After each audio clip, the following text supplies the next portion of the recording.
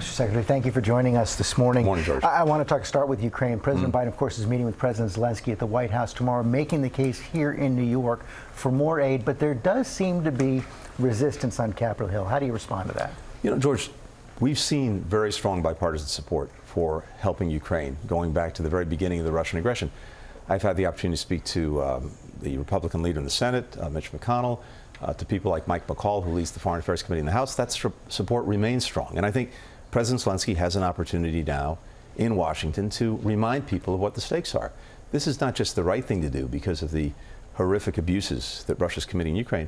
It's the necessary thing to do because if we allow Putin to get away with this, then it is going to be open season for would-be aggressors anywhere. The rest of the world is watching what's happening in Ukraine. And those who may have designs on their neighbors, as Putin had with Ukraine, are looking to see what happens. And if he gets away with it, they say, maybe I can get away with it. And that's a recipe for a world full of conflict, and that's never good for the United States. Another key issue, the U.S. engaged in talks with Saudi Arabia over a possible mutual defense pact. Of course, Saudi Arabia has been accused of war crimes in Yemen, responsible for killing an American journalist. How is that in the U.S. national interest? One thing first on Yemen. Thanks to very good work that Saudi Arabia has done over the last year or so, more than a year and a half, we've now had a truce in Yemen, which had been the worst humanitarian situation in the world. There's been a truce. It's fragile, but as a result, people are not getting killed. Humanitarian assistance is getting there. That's thanks to Saudi engagement with the Houthis, the group that has been disrupting the peace in Yemen. Second, George, when it comes to possible normalization between Saudi Arabia and Israel, this would be a transformative event. We've had decades of turmoil, decades of conflict in the Middle East. To bring these two countries together in particular would have a powerful effect in stabilizing the region, in integrating the region, in bringing people together, not having them at each other's throats. Now, it's hard to get there. There are things the Saudis are looking for, things the Israelis are looking for, things we'd be looking for that make getting to yes a challenge. But we see the reward, if we can get there, as well being worth the effort.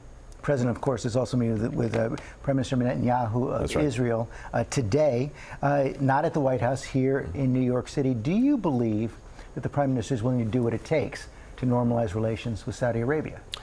My sense, George, is that everyone involved understands the potential benefits, sees the transformative nature of what this would be.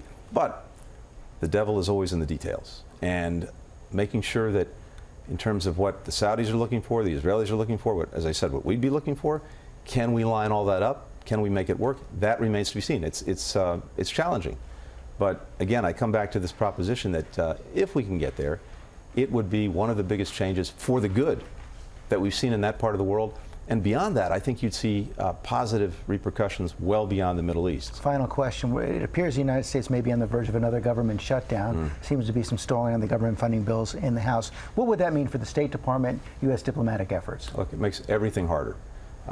We, of course, would do everything we can to make sure we're doing the work of the country, the work that we're trying to do on behalf of Americans, to help keep them secure, to help continuing to make peace and conflicts and deal with the issues that are having an impact on the lives of Americans. But it would make everything much more difficult.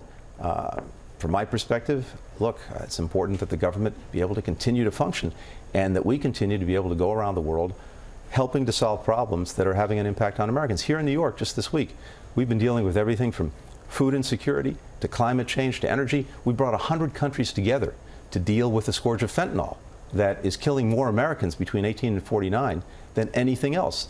These are the kinds of things we can do when we're out in the world, bringing countries together, using our diplomacy to try to find answers to problems that people are facing.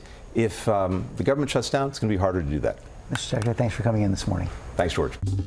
Well, hey there, GMA fans. Robin Roberts here. Thanks for checking out our YouTube channel. Lots of great stuff here. So go on, click the subscribe button right over here to get more of awesome videos and content from GMA every day, anytime. We thank you for watching, and we'll see you in the morning on GMA.